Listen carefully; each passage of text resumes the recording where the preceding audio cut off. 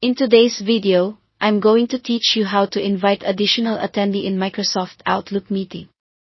If you've already scheduled a meeting and realize someone else should be included, Outlook makes it simple to add them and notify the right people without starting over. Start by opening Outlook. Once it's up, switch to your calendar.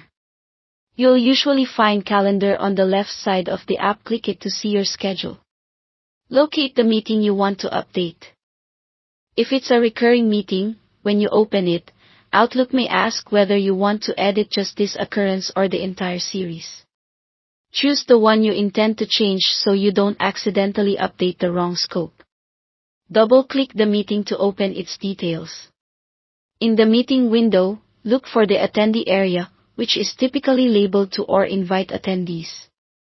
This is where all current participants are listed. Click into that field and add the new person by typing their name or email address.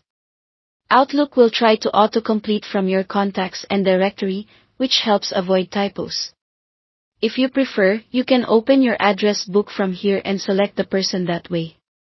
While you're in the meeting, it's a good idea to glance over the date, time, and location to make sure everything is still correct.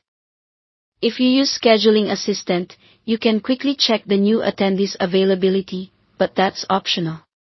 When you're ready, send the updated invitation. On most versions, you'll see a Send Update or Simply Send button in the meeting window. Click it to move forward. Outlook will then ask who should receive the update.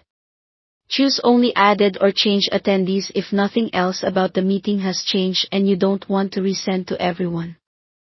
This keeps inbox clutter down and avoids confusing people who were already set.